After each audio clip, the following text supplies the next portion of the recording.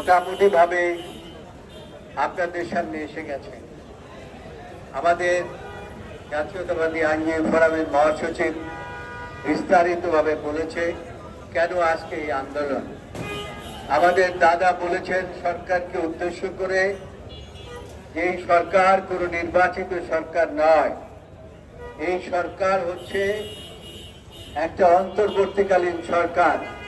এই সরকারও যদি হাসিনার মতো বিচার বিভাগকে করায়ত্ত করার চেষ্টা করে, তাহলে বাংলাদেশের আইনজীবীরা ঘুরে বসে থাকবে না।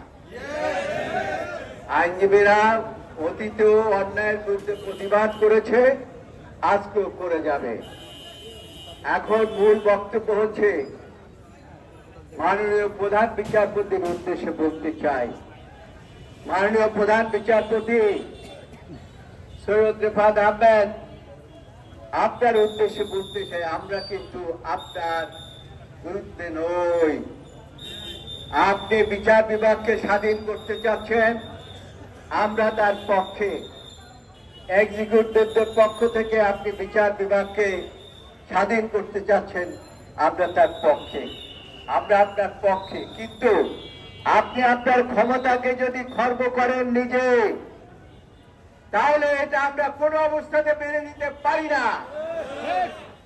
বাংলাদেশের প্রধান বিচারপতি সংবিধান বোঝেন, সংবিধান জানেন। ওই কয়েকজন ব্যক্তি যারা ওখানে বসে আছে, যারা সংবিধানকে উল্টে ফেলতে চায়, যারা সংবিধান মানে না, তাদের সাথে আপনি কোনো অবস্থাতে একাত্মতা প্রকাশ করতে পারেন না। আমি সাংবাদিকদের উদ্দেশ্যে, আমি বিচারপতি নিয়োগের ধারাটা সংবিধানে যা আছে, এই ধারা 95(1) আপনারা মনে রাখবেন এবং শুনে রাখবেন। প্রধান বিচারপতি রাষ্ট্রপতি কর্তৃক নিযুক্ত হইবেন এবং প্রধান বিচারপতির সহিত পরামর্শ করিয়া, কোন অবস্থাতেই তার পরামর্শ ছাড়া হবে না, অন্যান্য বিচারপতিকে নিয়োগ প্রদান করবেন। কিন্তু এই যে একটা অর্ডিন্যান্স করেছেন, এইটা এই সংবিধানের কোন ধারায় করেছেন? জনগণ তো আপনাদেরকে এই ম্যান্ডেট দেয় নাই। ফ্যাসিস্ট সরকার এইভাবে করে তারা চেয়েছিল বিচার বিভাগকে পরিচালনা করবে, কিন্তু শেষ পর্যন্ত তাদেরকে বিদায় নিতে হলো। বাংলাদেশের প্রধান বিচারপতি এবং আপিল বিভাগের বিচারপতি তারা বলেছিলেন আমরা শপথবদ্ধ রাজনীতিবিদ। আরে কোথায় শপথ দিয়েছেন? আপনাদের রাজনীতি করার এখতিয়ার কোন সংবিধানে দিয়েছে? এই সংবিধান দিয়েছিল এটাকে আপনারা রক্ষা করবেন। এটাকে রক্ষা না করে সংবিধান ধ্বংস করে শপথবদ্ধ রাজনীতিবিদ হয়ে গেলেন।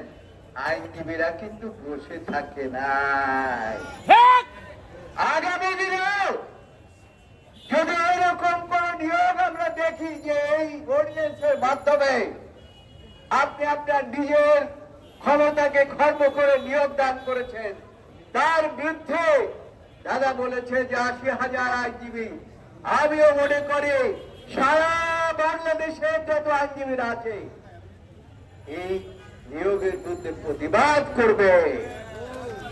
এবং আমরা চাই আপনি আপনার ক্ষমতাটাকে অন্তত সংবিধান মোতাবেক রাখবেন। তার কারণ সংবিধান মোতাবেক আপনি শপথ বাক্য পাঠ করেছেন। আজকে খুব আর বেশি কথা বলতে চাই না, তার কারণ অনেক বক্তাই আমাদের রুহুল কুদ্দুস, কাজল, কামরুল ইসলাম সজল এবং আমাদের মহাসচিব এবং আমাদের দাদা সুব্রত চৌধুরী, তারপরে মোহাম্মদ আলী সহ সকল বক্তাই একই কথা বলেছে, আমারও একই কথা। এই কথার পুনরাবৃত্তি করতে চাই না। অন্তর্বর্তীকালীন সরকার আর প্রধান দাদা বলেছেন, এটা আমি আবার পুনরাবৃত্তি করতে চাই। এবং লর্ড মেজর সাহেব, আপনারা সংবিধানকে মানেন না, তোয়াক্কা না করে আপনারা আপনার কার্য চালিয়ে যাচ্ছেন। এই সংবিধানকে যারা না মানে তাদের বিরুদ্ধে সারা বাংলাদেশের আইনজীবীদের এই প্রতিবাদ।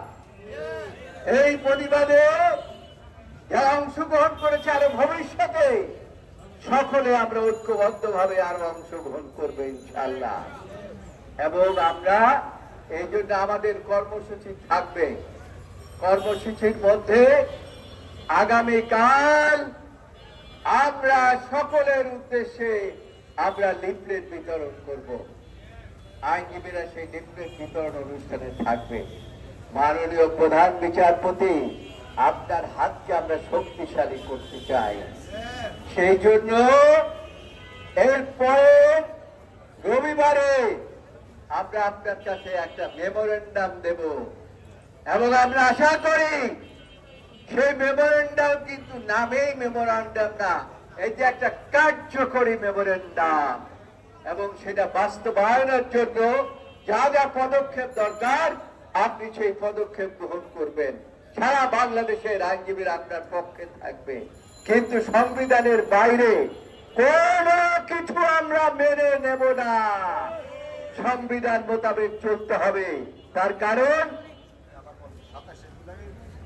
আচ্ছা, এটা আমি মহাসচিবকে দিচ্ছি আমাদের কর্মসূচি থেকে ভালোভাবে পরিষ্কারভাবে আবার আপনাদেরকে জানিয়ে দেওয়ার জন্য। শেষ কথা হচ্ছে, আইনজীবী ভাই বোনেরা, এতে কিন্তু দেশের স্বার্থ জড়িত, গণতন্ত্র জড়িত। ব্যক্তিগত স্বার্থের কথা কেউ চিন্তা করবেন না, দেশের কথা চিন্তা করে আমাদেরকে আগাতে হবে। আমরা এদেশের বিবেক, এই আইনজীবীরা কিন্তু দীর্ঘ 17 বছর সংগ্রাম করেছে। আমি আগেও বলেছি, এখনো বলি, তারা অনেক মার খেয়েছে, তারপরেও ফ্যাসিস্ট সরকারের বিরুদ্ধে আন্দোলন করেছে। আবার যদি ফ্যাসিস্ট সরকারের সেই সমস্ত কর্মকাণ্ড আবার কেউ চালাতে চায়, তাহলে আইনজীবীরা ঘরে বসে থাকবে না ইনশাআল্লাহ।